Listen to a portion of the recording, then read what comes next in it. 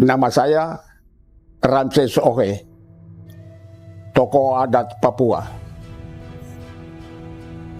tokoh Pepera. Terjadi masalah perebutan Irian Barat ini, tanah ini, yang sekarang kita sebut Papua ini. Belanda dan Indonesia masing-masing bertahan.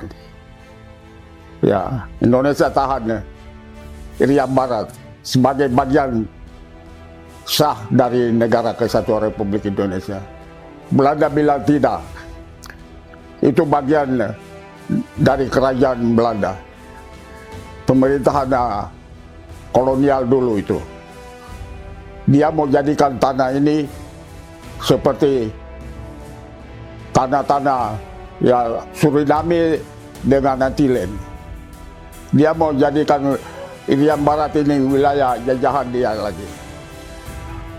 Tapi Indonesia tidak mengalah sama dia, bertahan terus sampai masalah ini dibawa ke PBB. Met een reden waarin hij onder andere zegt: wanneer de conferentie leidt tot bevredigende overeenstemming, gevolgd door praktische verwerkelijking van de gestelde... Macam-macam sekali. Ada pemberontakan di Biak, ya baku tembak, ya dengan tentara Belanda, ya macam-macam ya. Pemberontakan terjadi sana sini. Ya, waktu Bung Karno memandangkan Trikora itu, Tri Komando Rakyat itu, di alun-alun Yogyakarta itu, tanggal 19 Desember 1961. Saudara-saudara, komando saya dengan tegas ialah gagalkan, hei seluruh rakyat Indonesia, gagalkan pendirian negara Papua itu. Apa komando saya lagi? Hei seluruh rakyat Indonesia, kibarkan bendera sang merah putih di Papua, di negara di Irian Barat itu.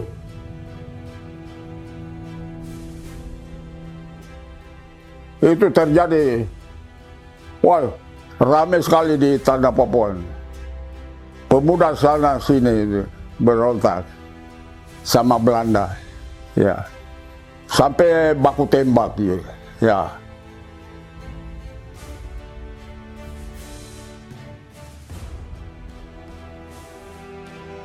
Oleh sebab itu, karena Belanda dengan Indonesia masing-masing bersih keras. Menteri Luar Negeri dari kerajaan Belanda itu,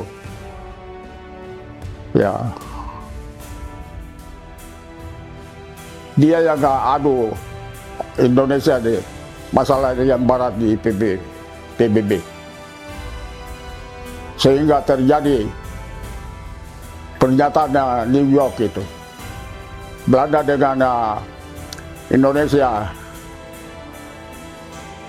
harus bikin perjanjian itu bagaimana penyelesaian masalah Irian Barat di persidangan PBB. Tanggal 15 Agustus 1962 mereka buat pernyataan yang disebut New York Agreement. On this eventful occasion, when the agreement between the Republic of Indonesia and the Kingdom of the Netherlands in regard to the future of West New Guinea, or West Irian, is about to be signed, I would like first of all to congratulate the two governments on their willingness to settle this question by peaceful negotiation, and also on their spirit of give and take, which has made possible the conclusion of this agreement. Coba kasih saya 7 tahun Indonesia usul. Kau sudah bertahun-tahun, berabad-abad pimpin Irian Barat ini, orang di Papua ini, ya. Biar saya 7 tahun saja. Habis itu baru kita lakukan itu. Itu sebabnya 1962 itu, tanggal 15 Agustus, perjanjian ditandatangani di New York. Belanda dengan Indonesia untuk 7 tahun dulu baru pelaksanaan ya referendum yang kita sebut PPRA, penentuan pendapat rakyat, tanya rakyat, ya. Congratulate you on the successful conclusion of this very auspicious ceremony. Thank you.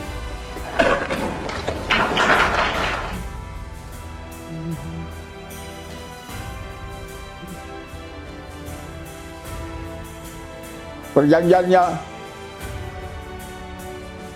di New York itu satu orang satu suara, one man one vote. Kok kenapa tidak jadi satu orang satu suara itu?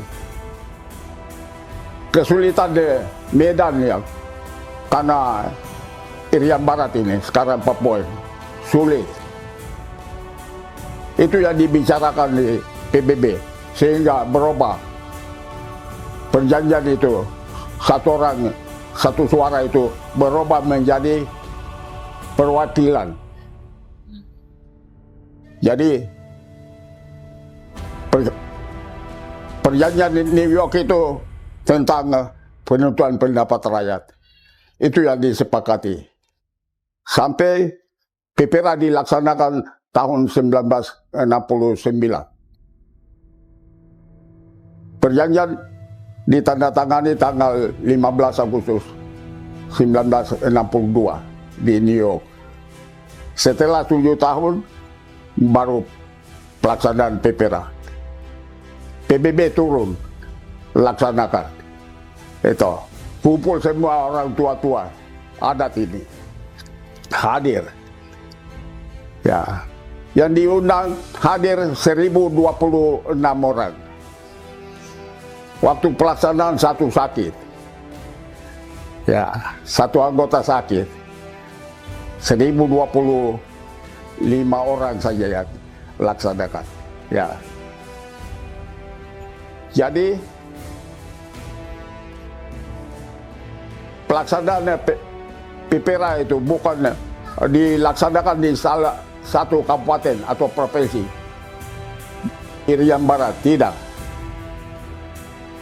Waktu itu tahun 1969 itu hanya 8 kabupaten saja di Irian Barat. Pelaksanaan PPRA di Kabupaten Merauke tanggal 14 Juli 1969. Yang hadir 75 anggota ke Kabupaten Jaya Wijaya, Wamena, Pegunungan. Di sana dilaksanakan tanggal 16 Juli 1969. Yang hadir 175 anggota Kabupaten Nabire, Paniai. Tanggal 19 Juli 1969 pelaksanaan PPRA di sana. Yang hadir 175 orang anggota. Kembali ke Kabupaten Fakfak tanggal 23 Juli 1969. Yang hadir hanya 75 orang. Habis itu dia pindah ke Kabupaten Sorong. Dia laksanakan PPRA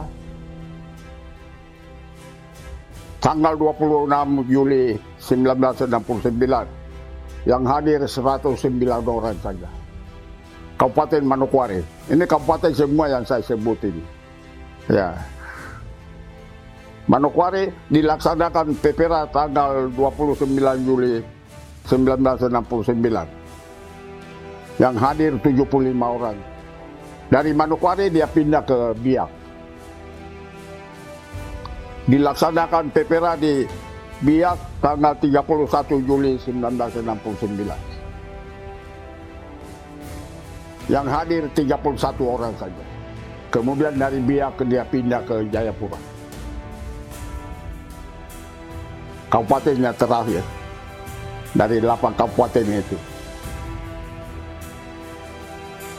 Di Jayapura kami laksanakan tanggal 2 Agustus 1969. Itu terakhir. Yang hadir 110 orang dari tua-tua adat di Jayapura. Jadi saya sampaikan ini, saya bukan diceritakan. Saya pelaku tokoh PPRI di tanah Papua ini. Ya, jadi saya berani sampaikan kepada kamu generasi penerus bangsa ini. Di Papua tidak boleh bicara dari kemerdekaan lagi. Tidak boleh. Kita sudah merdeka dan berdaulat.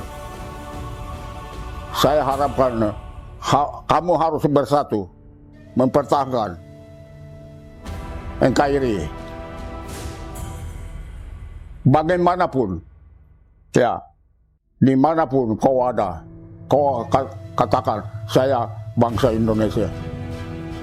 Dimanapun kau pergi di seluruh dunia ini, kau nyatakan saya bangsa Indonesia yang sudah merdeka dan berdaulat. Tanggal 17 Agustus 1945. Indonesia, tanah airku, tanah tumpah darahku. Di sanalah aku berdiri, jadi pandu hidupku.